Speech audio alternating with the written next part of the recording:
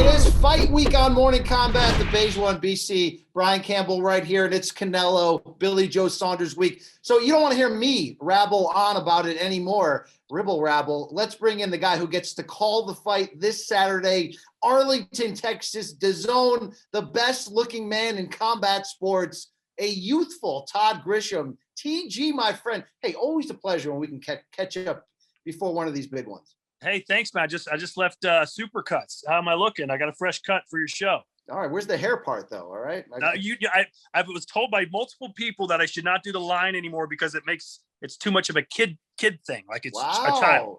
I thought Tommy Tran was trying to patent it down there in South Florida. Hey, I'm 45 years old. At some point, 80-year-olds can't be getting the cut. It's a fair point. You told me to stop coloring my hair and go gray because the ladies like it, but I'm trying to hold on. Really? What did the wife say about it? She wants no gray. She wants full. She wants the fake brown. Yeah. She wants David Hasselhoff. I think that's what it is. I think it's what it is. Right I would be more concerned about your pasty skin, that Elmer's glue white. You could have gone with chubby skin, but you went pasty. There's many things to pick at right there. But TG. Yes. Let's talk Canelo here, because I can talk to you for hours here on the camera. But you are a busy man. This Saturday, Jerry's World, correct? A crowd of 60K, a super middleweight title unification bout. You'll have a 3 of 4 belts going to the winner at 168. But yet the casual fans, I feel like they know Billy Joe Saunders, but they don't really know him. Us hardcores are going, man, this could be a trap fight here. This is not a normal typical style you're going to fight.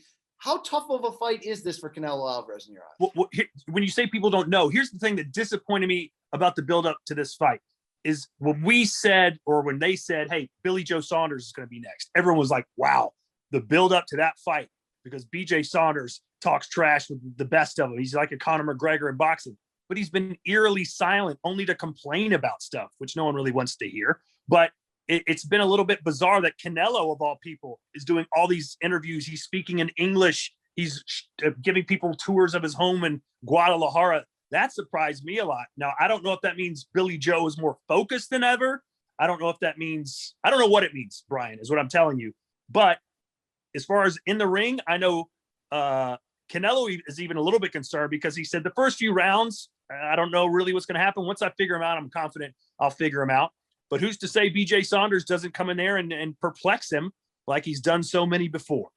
It's going to be very, very good theater to check that out. Hopefully we get to that. Look, as we record this on Wednesday of fight week, we don't really know what the heck's going on. Or is it Tuesday of fight week? Excuse me. Billy Joe Saunders blows off a face-off. There's rumors of a potential backup John Ryder being brought in just in case. We know BJS can always be a handful on the microphone or just getting him to the negotiation table.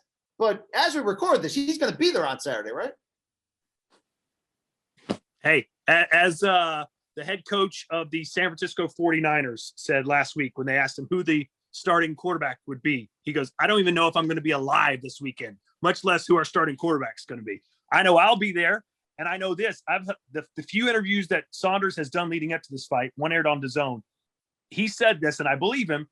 He said, if I could win this fight, I would give up my life for it. If you said to me, you're going to win this fight at Dallas Stadium or a Cowboy Stadium, become basically the unified champion of the world. He said, I would just give me 10 minutes after the fight to say goodbye to my wife and kids, and I'll be out of here. That's how much he said this fight means to him.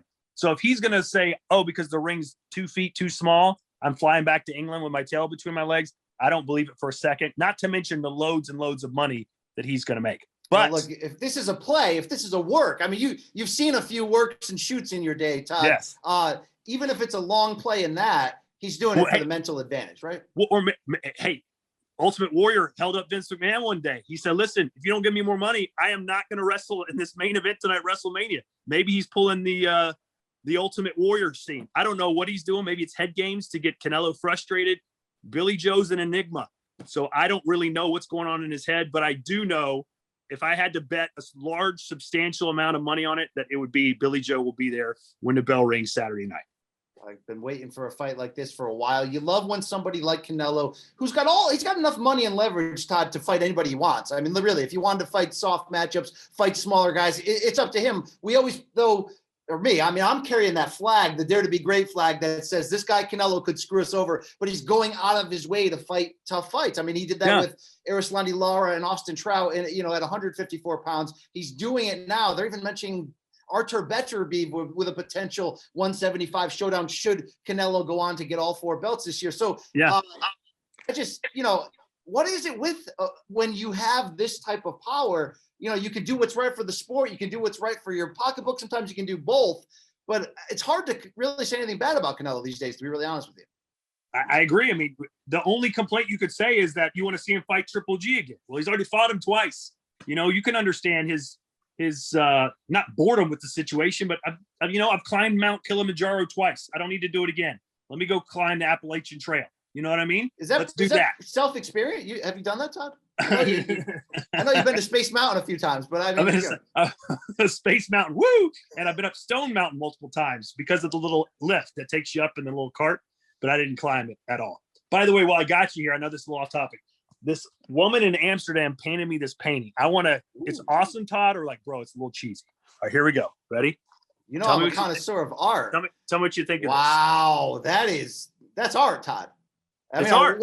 What is art? Are we art? Art. That's me, Joseph Valtellini, and Chris Camozzi. We called a huge knockout in Glory Kickboxing. They snapped the picture, and this woman did that artwork for me. I think it's pretty cool, but I don't want to hang it up if someone's going to be like, "Oh, it looks great," like the Kramer picture from Seinfeld. Well, I want the truth. You still got the youthful look going, the unicorn haircut. You're a bit of a unicorn as an announcer too, but I got to think at this point, the ladies are going to like that when they walk in Casa de Grisham and see that. Nothing like having your own picture hanging on your wall. That's what it's very VKN. Well, speaking of this, Todd, you are one of the unicorns. Not even talking about your hairstyle. I always say it. You and Mauro Ranallo. There's been very few modern guys that can do every fight sport. You've done kickboxing at the highest level with Glory, WWE. UFC. I mean, what the hell else? Boxing across multiple networks here. DAZN, ESPN, championship fights. AKC Yukonuba National Dog Show on ABC 3 years in a row. Wow. Shout out to that agent who booked that one for you. Hopefully he's still in operation. But Todd, why don't we see that more? Why is it, let's give Mauro credit. We love the guy. He's a legend. Mauro and Todd Grisham. Why don't we see that more? It's hard just to get into certain places, and people have to either quit or die. You know what I mean? Who's taking Michael Buffer's job anytime soon as the main guy? No one until he's done, until he walks away. Same thing at WWE. Michael Cole has been there for 20 years. So to get Michael Cole's job, I just was very fortunate enough to slide into certain places, and it's kind of like the guy who says, like Evander Holyfield, or where I'm a 3-time world heavyweight champion. Well, that means you had to have lost it 3 times. So I've had a lot of jobs. That's because I don't have them anymore. So that's one thing. So I don't know if it means I'm really good or really bad or somewhere in the middle, but I was at UFC for a year, WWE for 8 years. DAZN, I've been there for 2 or 3 years. Glory, I've been for 6 or 7 years. So my life is good. And I'm doing this video game now, as I'm sure you've heard about. I did want to get into. So can you tell us in layman's terms about this? We remember EA Sports had the Fight Night line for a while. Then we haven't had a boxing video game in forever. What platform is this? Are you going to be calling the action on the game? Tell us about this, Todd. I am the voice of the game. I'm calling the fights on EA Sports Fight Night 10 years ago. I think it was Joe Tessitore who was doing it. So I'm very excited about that. And somehow my job kind of morphed from I'm just the voice of the game to, hey, Todd, can you help maybe sign a couple of American fighters? This is supposed to be a little small project, a passion project for a couple of video game builders. And now it's morphed into something huge because there's a reason there hasn't been a boxing video game in a decade. That's because you got to go to each individual fighter and come to an agreement. NFL, NHL, you just go to the league, you sign a contract, you get all the likenesses of the players. You can't do that in boxing. So it's been frustrating, rewarding, exciting, disappointing. But where we're at right now is a very good place. And we've actually got an announcement show Thursday at 5:00 Eastern time on the ESBC YouTube page. We're announcing a whole slate of new fighters that we've signed. Good stuff. Is this a P? I'm trying to stay young. Is this a PC thing? Am I going to? Can I play it on Sega Genesis? That's what I want to know. Okay. You're of all my friends, and you said who's like the biggest like video game geek without even knowing you, I'd say probably Brian Campbell. I mean, just look at you. I mean, I mean, so many hours spent indoors. Yeah. Not wrong there. But Not wrong. It's coming out. There's going to be an early release just on PC, which come out this summer, and then later it's going to be on Xbox, PS4, PS5, all the major game consoles. And we've got 180 fighters signed so far, and we're signing new ones every single day. So it's very exciting. That is exciting. Boxing fans have needed this. We don't get much good stuff in the boxing game. You know, it's like a lot of coal in the stocking as a boxing fan. Yeah. You know this, okay? Well, and what I think it's great for is that boxing needs a charge. You know, little kids. My mom used to not let me watch boxing. Little girls, moms probably don't let them watch boxing. They're not interested, but they'll play video games. And all of a sudden, you're playing with Clarissa Shields, and you go, "Hey, cool! Let me watch her fight." Or you see Terrence Crawford on the game, and you love the way he does his movement. So then you want to see him on ESPN. I think it's a great advertisement for the sport. It's going to bring in new fans, and it's most importantly going to get these fighters more cash, which everyone wants, especially some of these guys. Some guys that have retired and that are struggling a little bit. I've gotten when I've closed deals, I've talked to fighters on the phone who are basically in tears. Thank God. This is such a blessing to my family. Someone like Chuck Latito, who's making, good money. He was so excited and elated. Not only is he going to get to be in a video game, but his kids get to play him, and he's going to make good money. That's pretty awesome. It's really awesome. It's quite rewarding. Chuck Latito, one of the better humans out there too. No, you cannot be in the video game, Brian. Well, I mean, do they need? Remember in NHL '94 on Sega, that guy would pound on the glass. They need somebody for that. I can do that. Yeah, indeed, right there. Yeah, yes. Todd Grisham, do you still get? Wow, that would have been awkward. Do you still get up for this, Todd Grisham? Meaning when it's. I mean, look, I'm my guess you're on PEDs right now. I know how old you are, so that's another topic for another story. But boy, is this turning into one of those Dateline NBC? Is Brian Hansen going to walk in here and go, "Well, Todd, you know what else we know about you?" You said you wanted to meet the girl for pizza. All right, enough of that, Todd. Where I'm going with this is. How jazzed do you get? You're Canelo, Billy Joe Saunders in a dome. Are you feeling it right now? I'm feeling it. Ask Sergio Mora. I mean, you've been around me enough. I feed off it, man. Just seeing someone get knocked out 5 feet in front of your face, whether it's at the Kmart parking lot, or in a boxing ring. It's just such an adrenaline rush that even though I'm not in there, I'm the one describing it. I'm the one that has the best view in the entire stadium. So out of 70,000 roughly fans, me and Sergio Mora are going to have the best seat in the house. And it's just such a privilege and an honor to try and relay that energy through the television to people watching at home. And I try and do my best. Some people love me. Some people probably aren't as enamored, but that's the way it goes. Todd Grisham, you're a charming guy and all that, but your superpower, in my opinion, and I always love to put you over because I think you are one of the best in the game, is the big moment. Todd Grisham rises to the occasion in the big damn moment. So we know you got that passion inside of you, but you can't always pick who's next to you, and you can't always guarantee, just like any relationship, that it's going to work. The chemistry you and the great Sergio Mora seem to have, not so much Mannix. We might love Mannix, but he's always going to be the stepbrother in this marriage. You and Sergio Mora have the it factor. When did you know it, and how hard is it, when you don't have that? There's three things that make Sergio really good. One, self-deprecating humor. He loves it. You should hear what he wants me to say at his funeral. I can't say it on the air, but he wants me to get up in front of his funeral and make this joke that he thinks is the funniest thing of all time, which we can talk about later. He takes shots at himself. He loves to take shots at you. He'll get mad if you don't make fun of him. If you say, bro, that one time he was dressed up and he thought he had this super sharp outfit on. I was like, bro, you look like an elementary school art teacher. He goes, oh, say that on the broadcast. Oh my God, my boys are going to freak out. He loves that kind of stuff. Number two, he takes direction, and it took a while. He used to, listen to him. He's probably going to watch this because he always does. Listen to him calling fights when he first started. He has this real high pitched voice, kind of like this. I'm Sergio Mora. So I would come in and I'd be like, oh my God, what a knockout, blah, blah, blah, blah, blah, blah, blah. Amazing finish, one of the knockouts of the year. Yeah, I told you, Todd, that he was going to. I said, Sergio, listen to me. Listen. So I'd play it back. I said, listen to your energy. In your head, you think you're loud, but you're not. You're at a 4. I'm at a 9. So we were calling fights. I believe it was in Houston, Texas, 2 or 3 years ago. I said, Sergio, next time I go crazy on some knockout, even if it feels like you're making fun of me, I said, I want you to come at me at a level 10. So I was like, whatever knockout it was. It may have been Devin Haney. He's got the fire in his eyes.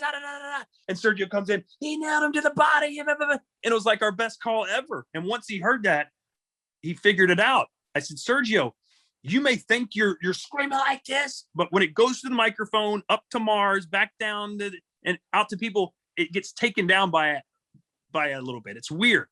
And the other thing that makes him great is he knows when to shut up. My only, like the UFC guys with John Anik and Joe Rogan and Daniel, those guys are amazing. The facials are great and everything. But it's so hard for John Anik to have a good finishing call. They all sound the same. It's John Anik saying something and the other two guys screaming, no matter what the knockout is. Oh, blah, blah, blah, blah.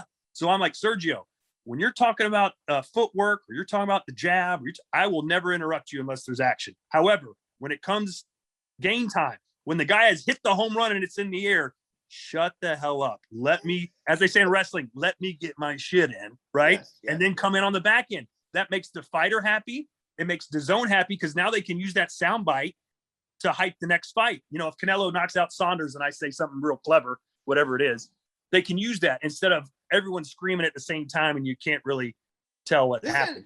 I love this. This is an inside look under the hood here. You know, a little inside baseball here. I appreciate that. Well, even Brian Stana we called Justin Gaethje versus Michael Johnson fight of the year. And we had the same conversation. I said, man, when they're doing jiu-jitsu and stuff on the ground, I'm going to go smoke a cigarette outside. All right. There's nothing I can say that's going to add anything to this unless someone's going for a choke and it's whatever. I said, but if they get into the heat of it in the corner, you know, let me do my thing. Oh yeah, 100%. If you go back, listen to that call, he stayed silent during that stuff. And then he came in and I think it made it made Gaethje happy because it was a great call for him. It made Stan happy because he got to say what he needed to say. I got my stuff in. UFC was happy with it. So to me, that's a good part of being a good announcer and at least a good chemistry, good team is knowing when to talk and when not to talk. And I've been talking too long right now. It's your turn. Well, I was going to say, this intrigues me because I'm into this inside baseball. This is stuff I do, but I make a lot of jokes on this show that I'm the artist, Todd. All right, that I'm not just spewing crap into a microphone, but that it's a performance. It's art. It's abstract. It's unscripted. When did you realize that? When did it become art to you? I don't know that it's art to me. Are you still just screaming in a microphone? Because I think your call you mentioned Justin Gaethje against Michael Johnson, I don't think you get the credit for killing that call. That's my favorite Todd Grisham call. And at some point, it's art, right? You're not just screaming into a microphone. Well, I think earlier that night I called Sakuraba Sakumbro or something like that. That was a flat tire. Yeah. It was the best of times. It was the worst of times. You know what I mean?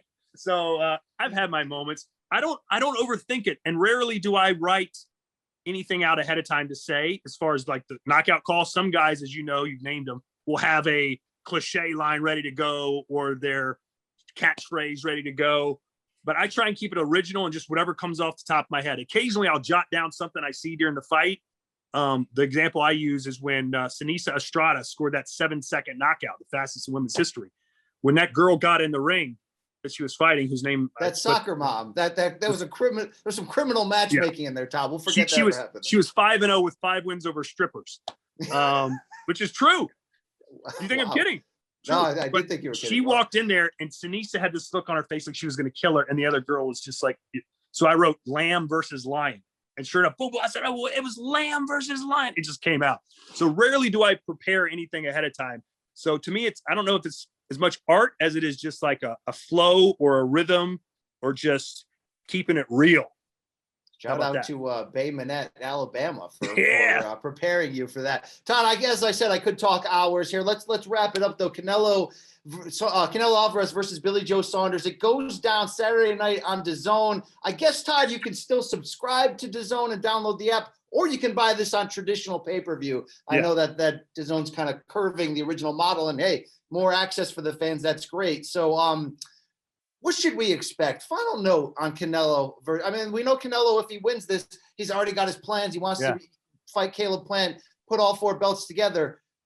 But this is also a different Canelo this week, coming off of these interviews where he's saying a lot more than he normally does. I saw the fire and anger when he was talking about Triple G. What should we expect when these two touch gloves on Saturday?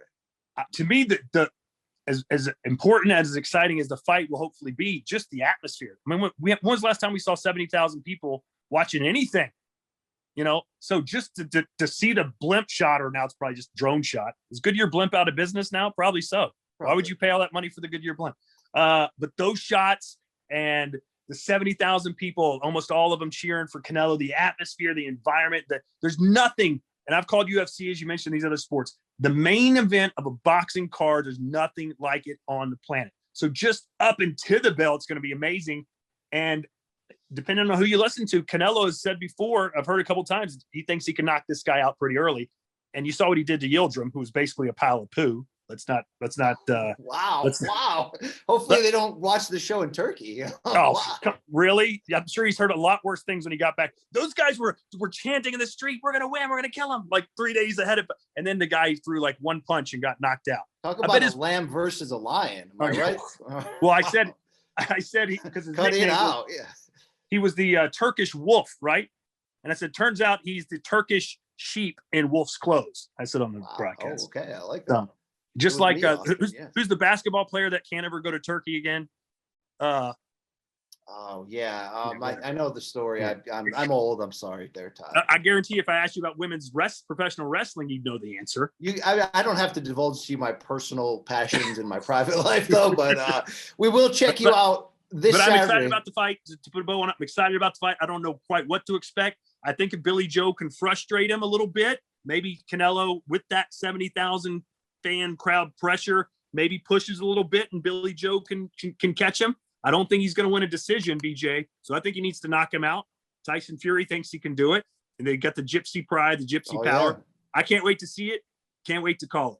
All right, my producer's telling me it was Enes Kanter, the NBA player you were referencing. So thank you right there. Todd Grisham, we can find you probably on Twitter. Anything else you want to plug? I don't know. I mean, just keep in mind, bro, they don't give these out to anybody. That's a Slammy award right there. Wow. That is a freaking Slammy award.